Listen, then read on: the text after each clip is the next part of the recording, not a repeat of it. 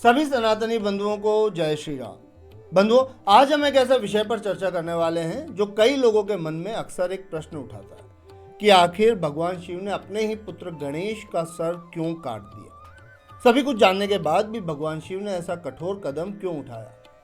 आज हम इसके पीछे छिपी दो प्राचीन और रोचक कथाएं आपके सामने प्रस्तुत करेंगे। इन कथाओं के माध्यम से हम ये समझने की कोशिश करेंगे कि कैसे सनातन संस्कृति में हर एक लीला में भगवान हमें कोई ना कोई सीख या संदेश दे रहे होते हैं।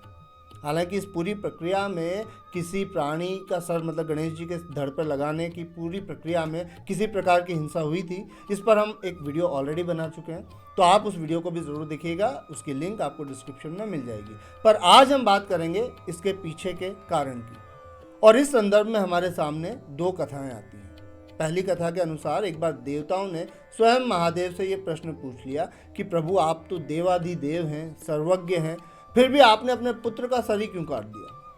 महादेव ने इसका जवाब देते हुए कहा कि गणेश जी का जन्म माता पार्वती के शरीर के मैल से हुआ था, जो एक अशुद्ध पदार्थ है और शरीर की अशुद्धियों का प्रतीक है।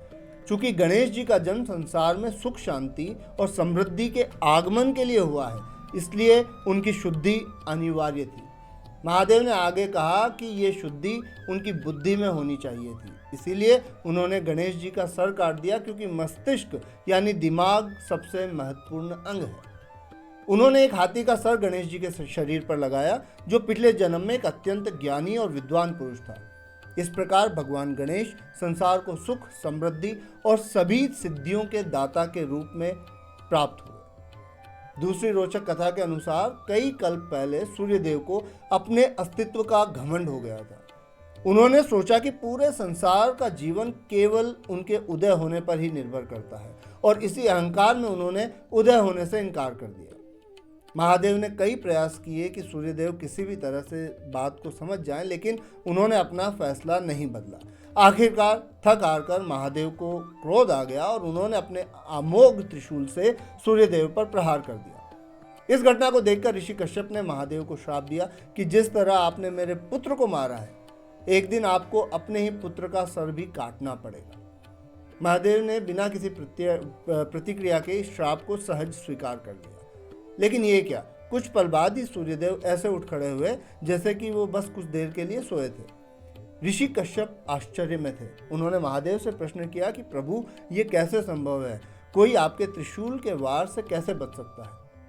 तब महादेव ने मुस्कुराते हुए कहा कि मैंने सूर्यदेव का नहीं बल्कि उनके अहंकार का नाश किया है, और इसी कारण से वो कुछ समय के लिए मूर्छित हो गए थे।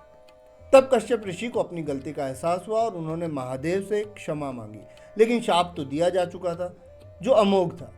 इस श्राप के कारण ही महादेव को अपने पुत्र गणेश का सर काटना पड़ा और उसे एक नया जीवन देना पड़ा। मित्रों, ये दोनों ही कथाएं एक गहरा संदेश लिए हुए हैं। जहां पहली कथा ये बताती है कि भगवान गणेश का जन्म एक अशुद्धि को शुद्ध करने के बाद ही पूर्ण हुआ, वहीं दूसरी कथा बताती है कि अहंकार का अंत अत्यंत आवश्यक है, चाहे उसके लिए भगवान को स्वयं अपने पुत्र के बलिदान का श्राप ही क्यों न लेना पड़े। इन कथाओं का अर्थ यह है कि अशुद्धि और अहंकार का अंत जीवन को गति प्रदान करने के लिए आवश्यक है।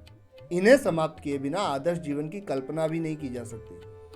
अब आगे आप खुद समझदार हैं। आपके इस बारे में क्या विचार हैं, हमें कमेंट सेक्शन में ज़रूर लिखें। साथ ही साथ वीडियो को लाइक और चैनल को सब्सक्राइब करना ना भूलें। जल्दी मिलते हैं अगले वीडियो में एक नए रोचक विषय के साथ। तब तक के लिए जय श्री राम, हर हर महादेव और जय श्री गणेश।